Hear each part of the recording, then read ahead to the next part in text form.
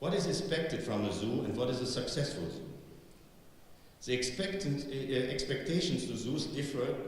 It depends whom you ask. What does the visitor expect? If we like it or not, most of our visitors expect from our institutions that they will experience a pleasant day. Being in nature, doing something nice with the kids, and seeing something interesting. At that point, we have to ask us, why do parents decide at home to come to our zoo? Being in nature, doing something nice with the kids and see something interesting, this could they do in different places. But they come to us. Why? Because they want to see animals. Different animals, dangerous animals, big animals, fancy or unusual animals. Concerning the animals, they expect from us that we give them the best possible welfare, but they still want to see the animals in the exhibit, want to be close, sometimes even want to touch the animals.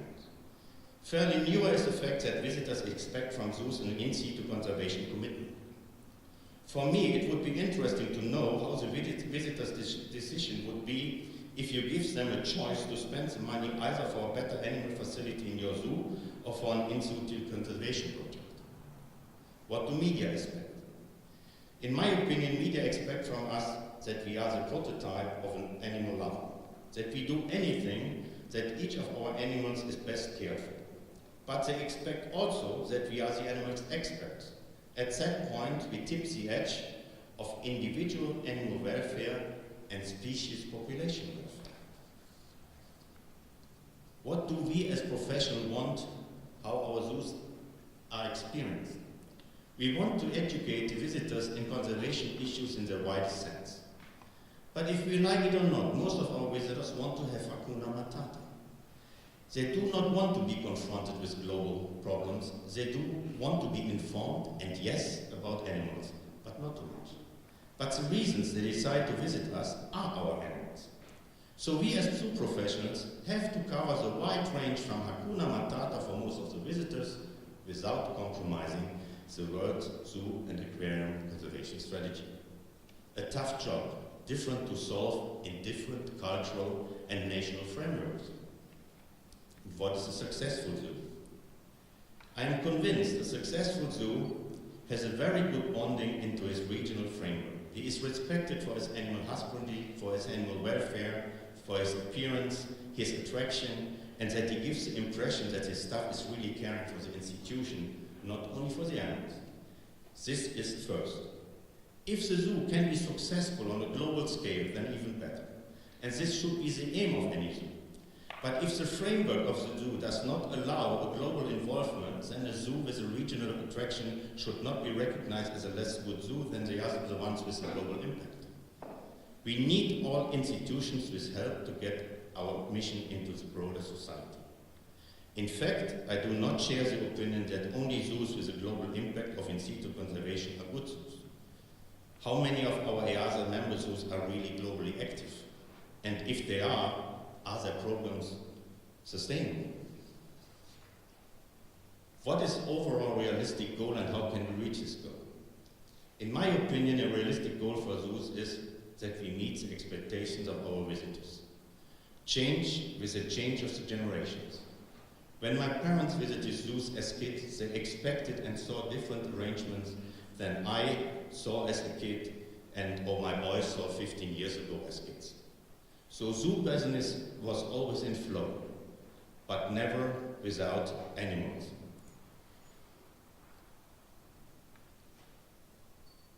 And this set of animal stamps, I have to admit I collect these, it was published for the 95th anniversary of this zoo, so 55 years ago.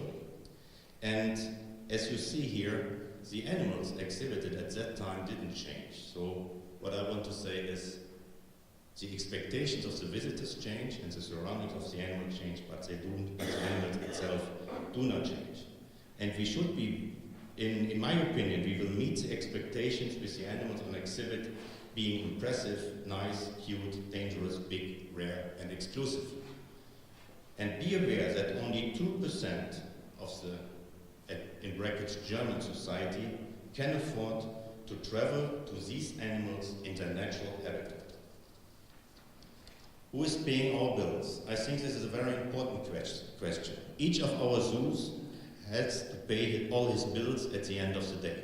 Throughout our communities, there are different models of how a zoo is operated. As zoo, you do not have to compromise on anything if you are privately owned and earn at least one coin of your currency more than you cost. But if you have a subsidized zoo and you are depending on a board which composition is affected by political elections, it is a lot more difficult to place the overall agenda on which we all agree upon in EASA, our membership association. My conclusion. It was never said better as by Heini Hediger, director of different Switzerland zoos, that the task of zoos are leisure, information, conservation and research. Leisure and information are a priori locally and regionally, and conservation and research are more global tasks. So I'm more and more convinced that getting the broader society into our zoos, and even if they are not educated at first hand on their visits, they at least got a bit on information which is better than if they would choose to visit a no-zoo destination, where nothing of our mission will be transferred to the visitors. Furthermore, there is no ideal way, no template, which will work for all European zoos, but there are essentials, which each of our members should be aware of and follow, and therefore EASA is an umbrella, and this umbrella has to be open, not used as a stick. The attitude of our zoos should be, we are the good guys, we do the right things, we actually do something and not just talking about it, we have to be proud of what we are doing. I am convinced that we should not change anything regarding our professional expertise. We should not compromise in our professional opinion what we think is needed to achieve a healthy animal population in human care. In case of that, we have to be open with even not so popular facts like population management tools or necessary imports from the wild. We as zoo professionals, even if we choose this profession due to the emotional bonding to animals, have to stay professional in our arguments and should not leave the path of facts and scientific professionalism. Remember, this is our unique expertise. And if we would do so, we will meet our opponents in a field where they are stronger than us.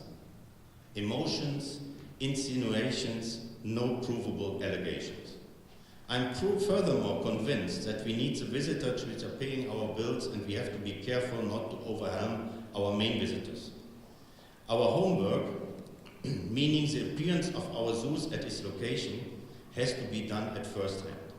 We need to have as many visitors as possible in our zoos, and when they are in our zoo, we can try to convince them of our beliefs and hopefully can change their attitudes into the direction we are convinced of.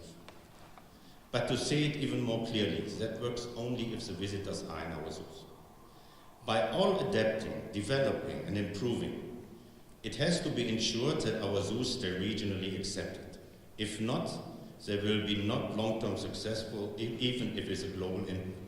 In reverse, if our zoos lose their roots in their regional framework, they will lose their regional support, consequently they will lose their financial base, and even more consequently they will get lost to our zoo community, and so we as a pan-European Middle East association will lose one more ambassador for our overall agenda. And it is the director's responsibility and duty to keep a zoological garden on a scientifically responsible and professional level concerning all aspects of animal husbandry and welfare. And please keep in mind, there is no proof yet that zoos can survive without animals. We have to argue and to fight for keeping as many species as possible in our zoological gardens, and the time of accounting is not over. It is the assurance of our scientifically run zoos. As much as I can judge, Budapest Zoo is a very good example for this never-ending way of zoological gardens. Thank you very much.